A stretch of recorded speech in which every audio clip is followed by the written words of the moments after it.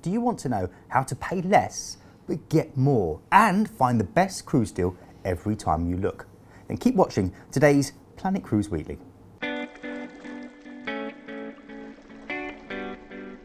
Well, hello and welcome to episode 46 of Planet Cruise Weekly with the wonderful Glenn. Thank you. And myself, Keith. And did you know, we're going to start with a stat because we like to throw in stats, don't we, Glenn? You do, yeah. I do. Yeah. I'm a bit boring like that. 1.64 million Brits went on cruise in 2016. It's getting busier and busier, isn't it? It is. It It's is the industry to be growing. It's in. growing. It's a good thing. You know, and many of them, funnily enough, would have paid wildly different sums for exactly the same cruise. That's always fun. It can also be one of the most infuriating situations on a cruise ship, finding out that the couple in the next cabin next to you pays significantly less than you exactly did for the same holiday, and they always like telling you that as well. Exactly. And in fact, if you ask any ex-crew member like Glenn and I, any ex-sailors, what the most popular question on board any cruise ship is, it's always this: how much did you pay? In fact, I used to refer to it as a cruise director as the British cruisers' war cry. War cry, How yeah. much did you pay? Yeah, exactly, Because you yeah. just hear it through the corridors all the time.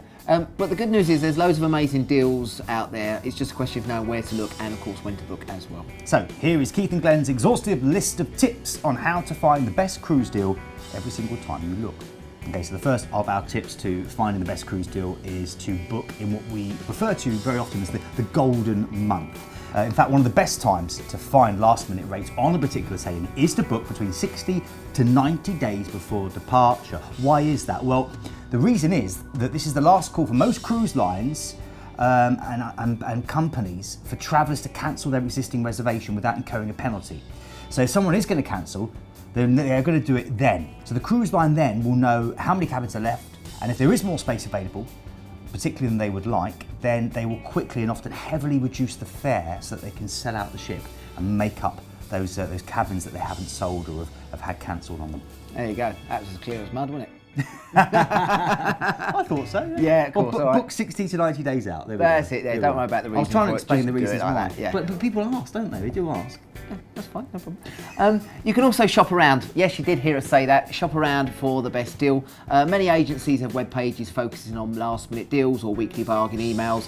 And if you're willing to put in the time, you will reap the benefits. And of course, what will happen is you'll get the best deals, then come to us. We'll be that, and you'll book the Planet Cruise. Plus, we have a price match guarantee.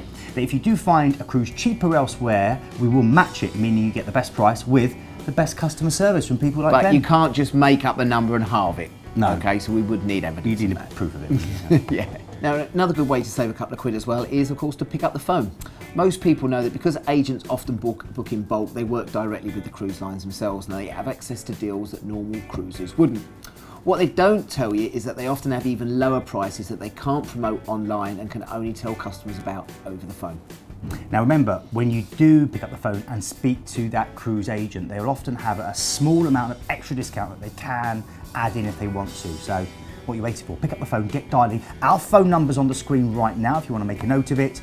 And that is the Planet Cruise number, not Glenn's personal phone number. I wish. That wouldn't be right.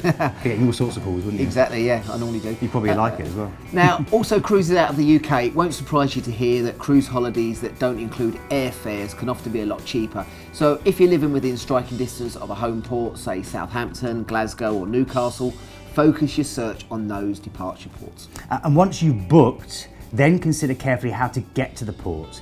You know, trains can be very expensive and particularly recently heavily unreliable if you live down in the south like we do. So you may want to consider driving. All the UK ports have affordable parking options, and even better, some hotels near those major embarkation ports do offer the Park Sleep Cruise package, which often costs the same amount or just a few pounds more than the parking package would alone. Plus you get the added benefit of starting your holiday a day early. And a lot of people do that, especially down in Southampton. If you're willing to book in bulk, most cruise lines will offer free berths, depending on the number of passengers with the group. For instance, Princess Cruise and Royal Caribbean currently offer a free berth for every 16 berths booked. Now, the ratio is reduced for smaller ships and luxury lines, so you might only have to maybe get a group together of about 10 to earn that free berth.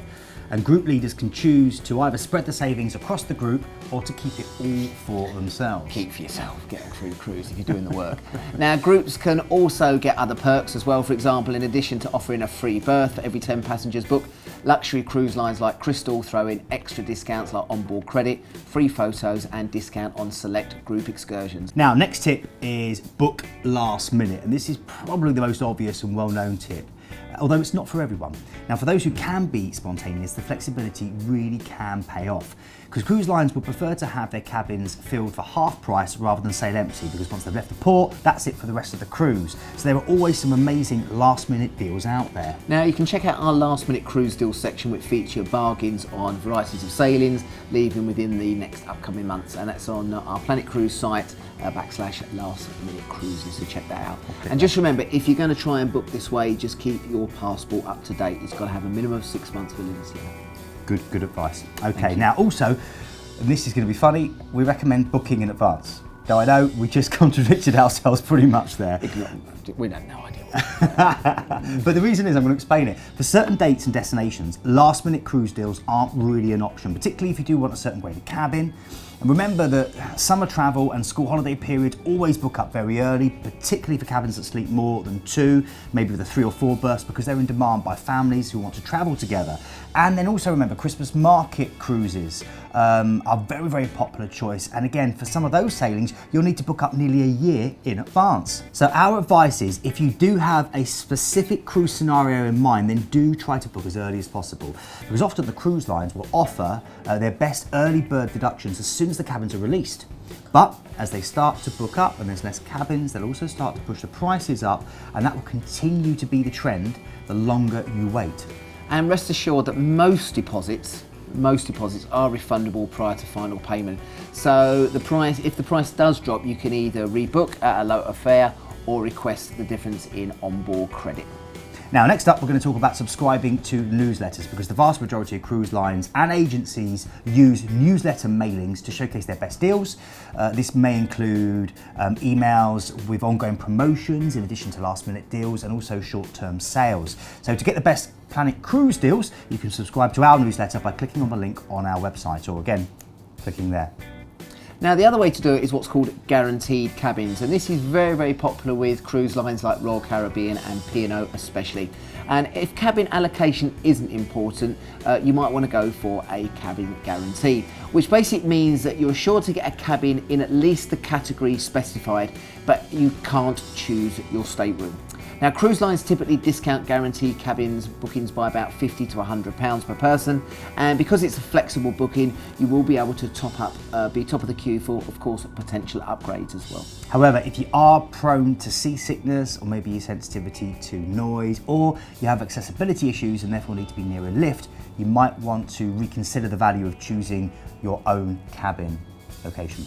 Now, our next tip is all about choosing a repositional cruise. And in fact, this is my favourite tip, as I've seen so many great deals with repositional cruises over the years. Now, if you don't know what a repositional cruise is, it's basically when a vessel changes regions for the season and, repositions, and sail normally quite unusual routes to get to their new home port, often across the sea.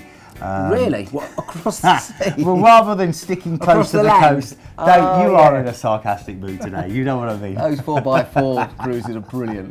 Now, a common repo cruise would be when a company repositions a ship, say, from the Caribbean in March and April back to the Mediterranean. So let's say Barbados, through to Southampton or Antigua, through to Palma de Mallorca. Now, because the voyages are usually longer, maybe 2 weeks instead of 7 days, and include a lot of sea days, as well as sort of a mishmash of ports as well, they're often sold at a really, really good price.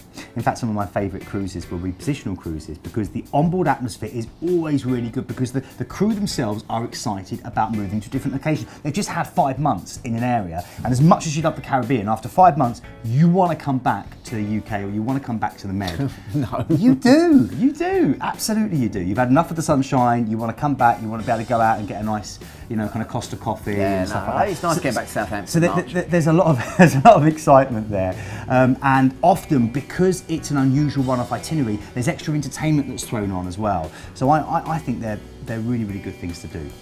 Now, our next tip, this is all about brand loyalty. It actually pays to be loyal to one particular brand. And we get this a lot. People phone up and say we only want to go with, for example, Celebrity, or we'll only go with Regent, you know. And a lot of people feel that once they get on these ships, they feel like home. So, like frequent flyers, frequent cruisers are able to benefit from brand loyalty.